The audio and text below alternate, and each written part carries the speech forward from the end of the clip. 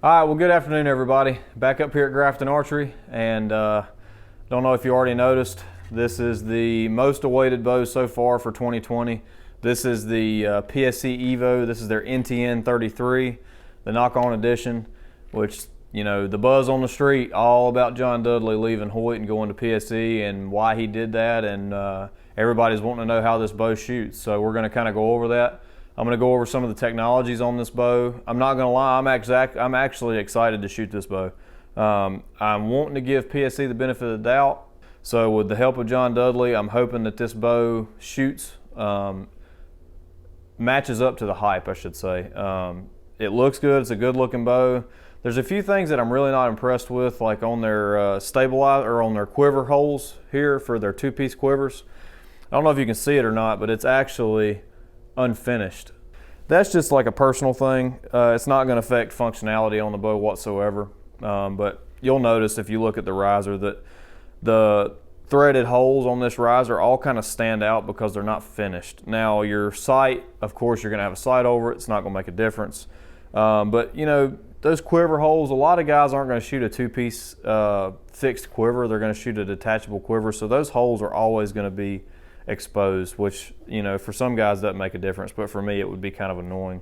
All right, another thing that you'll notice on this bow is PSE has a wider shelf than most other bows, and it's actually slotted out specifically for your like lizard tongue type drop away rest, you know, with a whale tail type rest. That's what it's designed for. It's supposed to allow your rest to fall all the way down and not have that bounce back, which you do get out of some other bows' shelves. Which that's good that they put that stuff into it. Whether it makes a difference or not, I don't know, but at least they put the thought into it. They also have a grooved out area here on the shelf, and that's supposed to allow your arrow, if you use a drop away rest, supposed to allow your arrow to kind of sit in that shelf and not bounce around as much.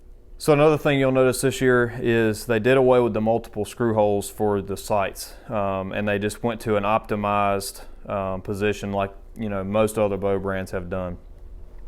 So you'll notice that for this year.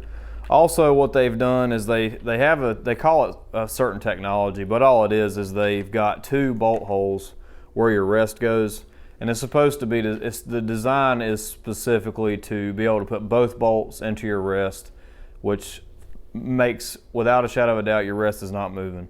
It's good in theory, but I don't really know many people that put both bolts into their rest. I know I don't, and I'm not going to. It's just extra weight on the bow. Most rests come with a little set screw here on the side, and I've not had an issue with mine moving. Here's the grip for this year for the PSEs, and I don't know if you notice or can tell, but it's quite a bit bigger than the actual riser itself.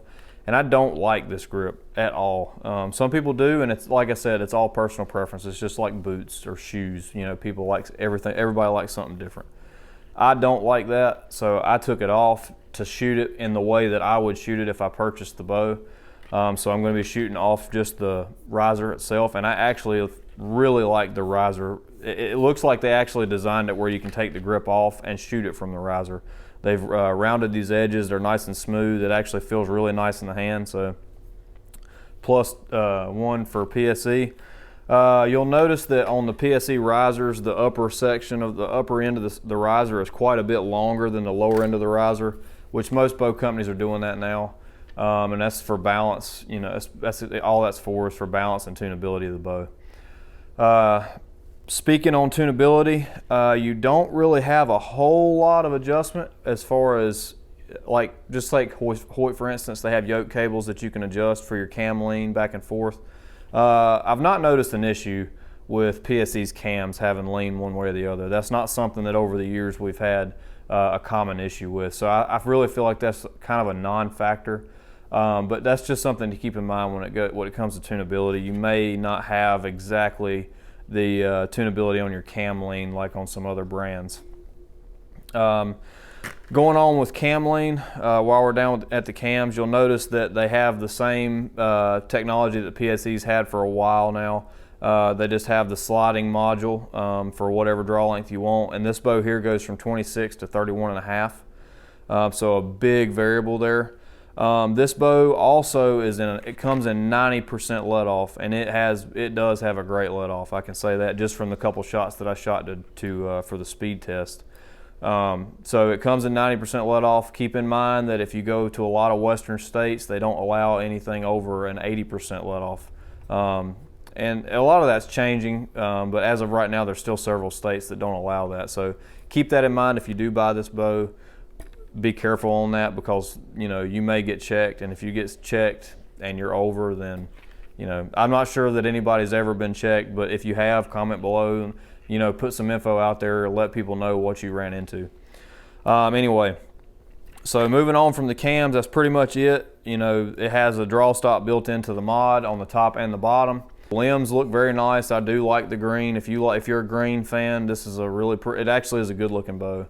I do like the green riser.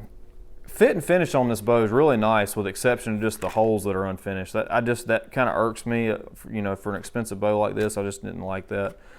This bow IBOs at 322, which sounds really slow, but after testing all the other bow manufacturers for this year, this bow was right in there with them. So with a 460 grain Easton Axis at 27-inch draw, this bow averaged like 267 point something on the speed between a three arrow group. So 267 for my draw length is not bad. It's not the slowest bow that I've shot this year, and it's not the fastest. They've also got their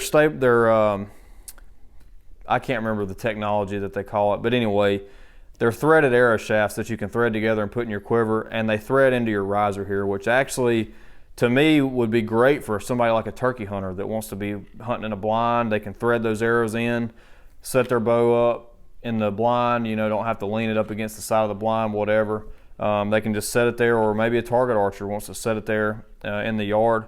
It's a nice feature. It's something cool that they thought of. It looks like it works fairly well. It looks like it's pretty stable. It would be nice just to be able to carry it in your quiver. So, that's a cool little feature that they added to the riser. I really like that they've drilled these holes out here in this top hat on their yokes. You can actually run your drop away rest to this top hat here, and as you draw, the cams come up, the rest rises. When you shoot, the cams come down, the limbs come down, the rest drops down. So it's actually nice. You can actually run your cable, instead of having to run it to your limb, you can run your cable to this top hat here, this little plastic piece, tie a knot in it, and there you go.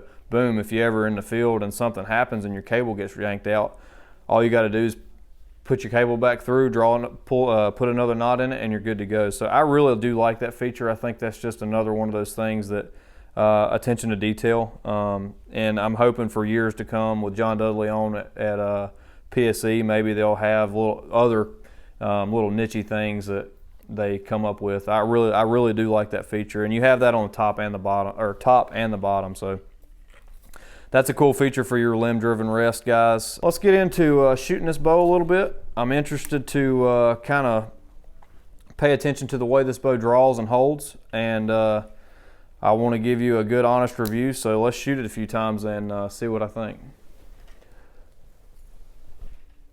Draws nice and smooth, a little stacked on the front, but it gets super smooth on the way back. Kind of, to me, it's almost like the Hoyt's draw for this year. It's got a really, really good back wall. There's absolutely no sponge to it. Let's see how it shoots. It's pretty stable in the hand. It doesn't wobble back and forth.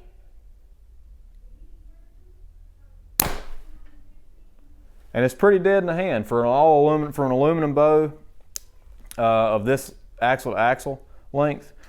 It's very dead in the hand. I'm actually surprised on that. It's been a few years since I've shot any PSEs here in the shop. I've shot a couple of customers' bows, but I haven't really shot any here in the shop. But with this bow coming out and all the hype around it, I wanted to come up here and give y'all a review, so that's what I'm doing.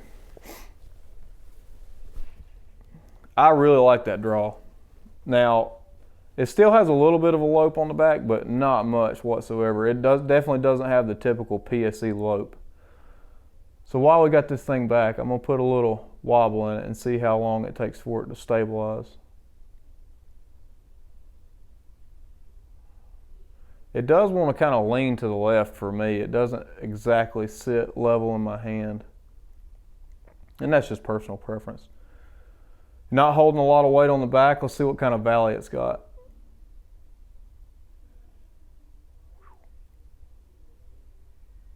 Man, that thing is awesome. Woo! That thing has a phenomenal valley. When you get it back, it is in your hand. It is there.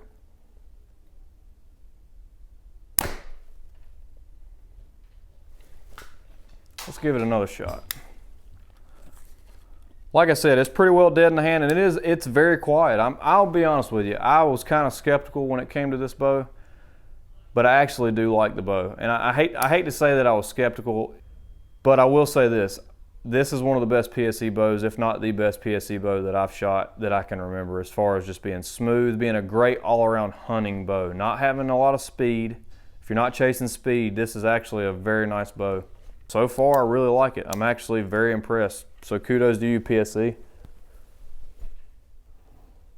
The draw cycle is very nice. It's very nice. Back wall's great. The bow's fairly quiet. I mean, it's not the quietest, but it's definitely not loud by any means. It's definitely not the loudest one I've shot this year.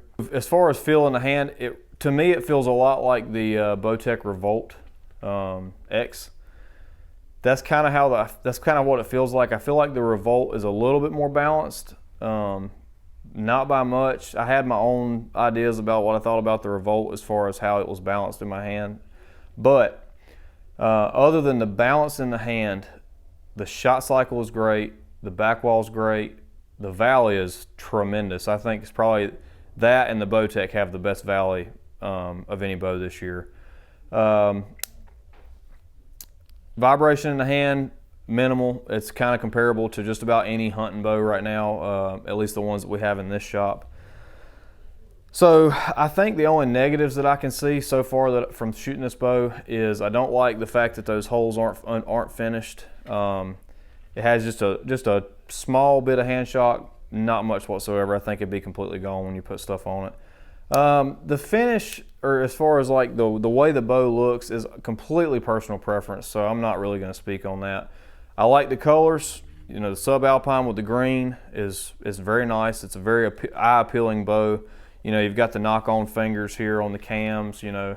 So just a recap, I really like this bow. I think PSE has kind of hit a home run on this bow. I think this may be what PSE needs to get back on top. John Dudley coming into that company, you know, controversial, yes, but I think it's probably going to be a good thing for both sides. They both benefit from him coming over there and working with them. I think he's definitely, in the short time that he's been there, it seems like he put some thought into some of these little additions to this bow.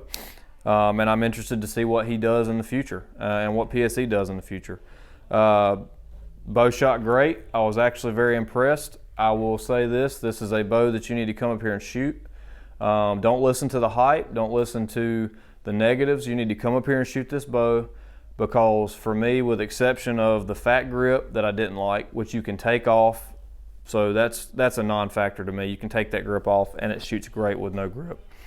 With exception of that and just the other little quirky things, this was a very good shooting bow, and I would definitely recommend it to anybody that wants a good, stable, not super fast, but stable, quiet hunting bow. I think this is going to be a great option for y'all. So if you like the video, please like and subscribe. Please leave a comment. Let me know if I missed anything, if you want to hear about anything else. I appreciate you watching. If you have any questions, call these guys up here at Grafton Archery at 704-855-1300. They'd appreciate you giving them a call, and come up here before this bow's gone. They've got one in stock. Come up here and shoot this bow.